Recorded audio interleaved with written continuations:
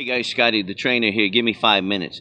Listen, today I was thinking about a story that I read. This is an old Jewish story, a Hebrew story that was passed down through the ages. So the story is about the prophet, the leader by the name of Moses. Most people have read or know about Moses. And so Moses, as the leader, the people of Israel were fighting against an enemy.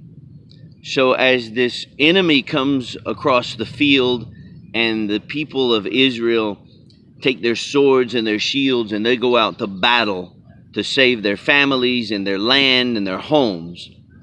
As the battle is going on, Moses goes up onto a hill and he takes his staff in his hand, which is always representative of leadership, and he raises it up over his head. And as he holds it up over his head, something starts to happen. As long as his arms were raised, the people of Israel started winning the battle. So they're defeating the enemy and they're taking back their land. But then as time went on, Moses' arms got tired, and so he just would drop his arms down to rest. And when he would do that, then the enemy would start defeating the people of Israel. So Moses would then shake his arms out and he'd raise them up again, and then they would start winning. And then over time, fatigue and just being weary and tired, his arms would drop down and they would start losing. So somebody noticed this. Two people. Now, if you study this back in the Hebrew history, two people, one by the name of Aaron, who was actually the priest, and then another one by the name of Hur, H-U-R. Think about the movie Ben-Hur. So Hur and Aaron come to the side of Moses and they sit him down on a rock, because I'm sure they didn't have nice lazy boy recliners back then. They set him down on a rock and they raise his arms up. And Aaron takes one arm and holds it up, and Hur takes the other arm and holds it up. And as they hold up Moses' arms, the people of Israel win the victory, protect the land, conquer, keep their families safe, gain all that they need to gain on that day during the struggle.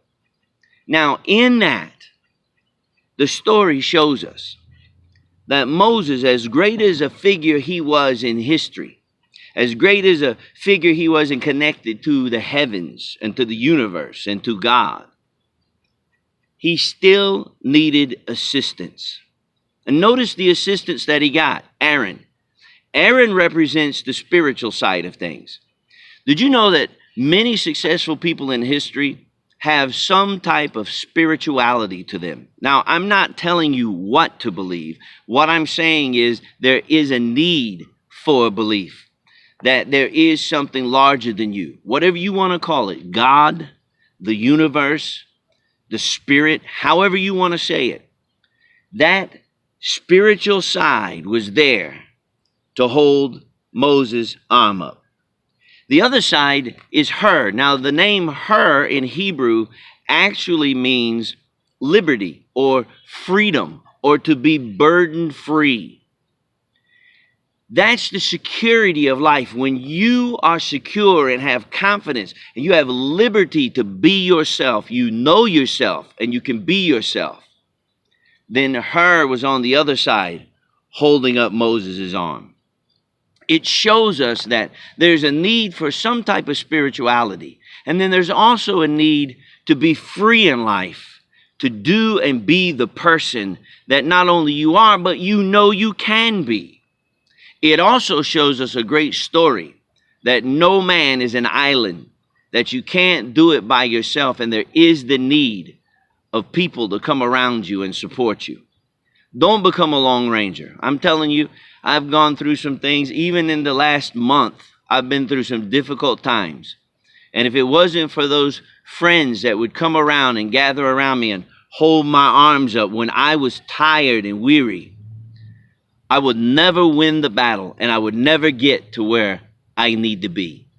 But I will, and you will, because we do have some help on the right and on the left. spirituality, and being the person that you know you can be. And I am Scotty the Trainer.